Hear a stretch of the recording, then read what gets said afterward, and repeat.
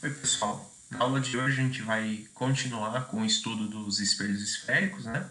Agora vem um pouco do método analítico.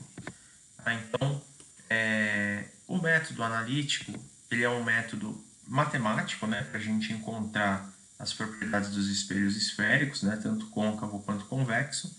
E, diferente da construção geométrica, a gente precisa adotar alguns referenciais para conseguir determinar as imagens de forma correta.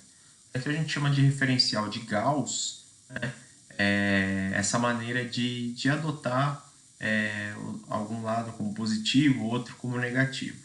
Geralmente, né, a gente adota como positivo o eixo que é contrário à incidência da luz.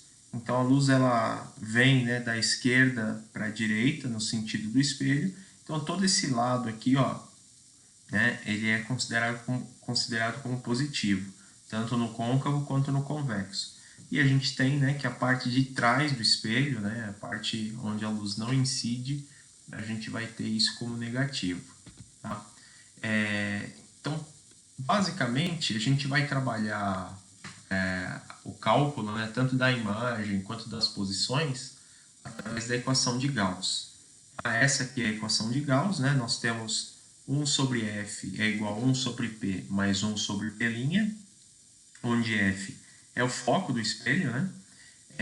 P é a distância entre o vértice do espelho, né? E o objeto que está incidindo a luz. E P' é a distância entre o espelho, né, e a imagem. Essa fórmula, tá, nós podemos simplificá-la, se a gente observar bem, ela está aqui 1 sobre F, 1 sobre P, 1 sobre P'. A gente pode simplificar, né? Aqui matematicamente nós precisaríamos tirar um MMC e no final das contas inverter essas fórmulas, né? Afinal, né, é 1 sobre as grandezas. A gente pode escrever essa fórmula dessa maneira, né? Em vez de ser 1 sobre o foco, a gente pode escrever que o foco é P vezes P' sobre P mais P'. Essa fórmula a gente chama de produto pela soma. Ela é útil quando a gente vai precisar encontrar o foco do espelho.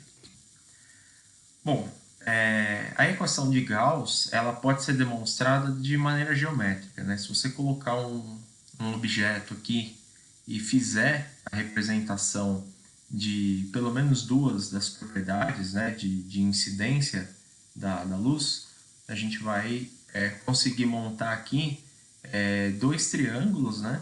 E a partir desses triângulos a gente tira a relação da equação de Gauss. Eu não vou demonstrar, mas se você tiver curiosidade, você pode pesquisar como que é a demonstração matemática dessa fórmula. Tá?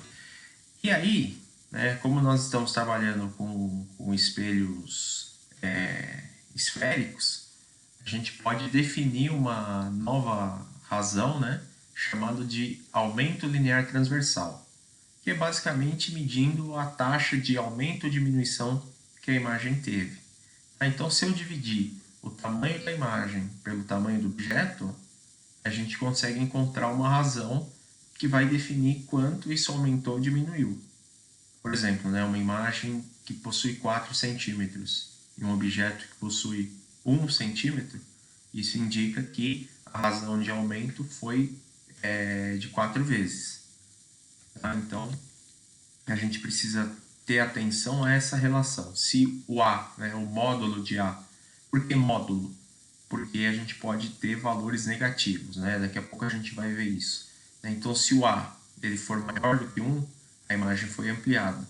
Se o A é menor do que 1, a imagem foi reduzida.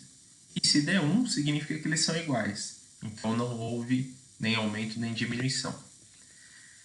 Bom, nós também podemos encontrar uma relação, né, entre o objeto e a imagem.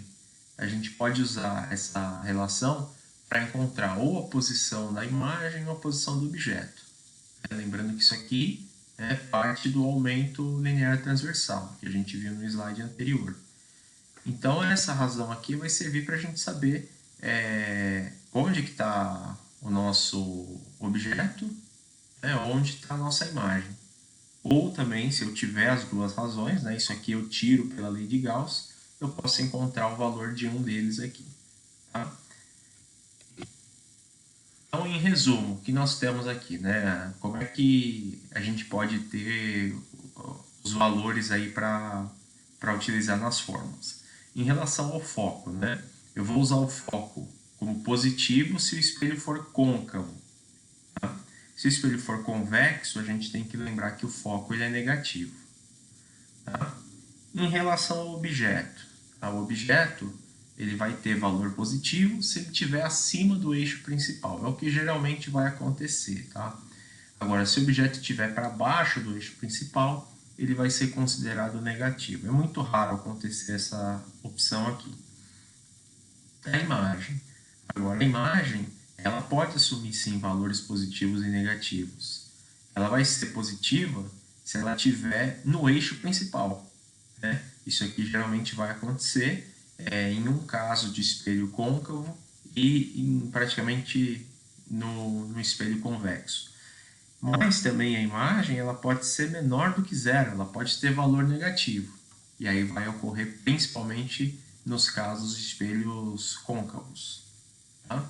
A posição do objeto acompanha mais ou menos aqui o sentido do objeto, né? Geralmente o objeto ele vai ser real, né?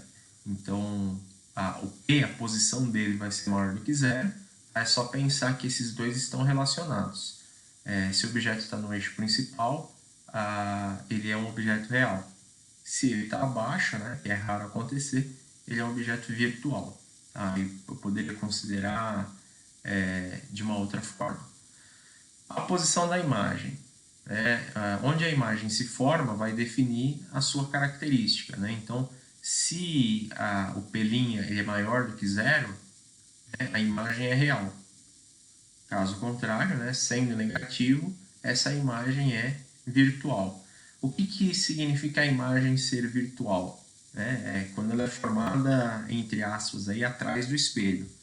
Então, é quando, seguindo aquele sentido de sinais que a gente adotou no começo, ela está se formando para o lado negativo. Né? Então, é coerente com o que a gente espera. Em relação à orientação da imagem, quando eu divido imagem sobre objeto e me dá um valor positivo, a imagem é direita, né? O que significa isso? A imagem está na posição certa, né? Não está invertida, não está de ponta cabeça.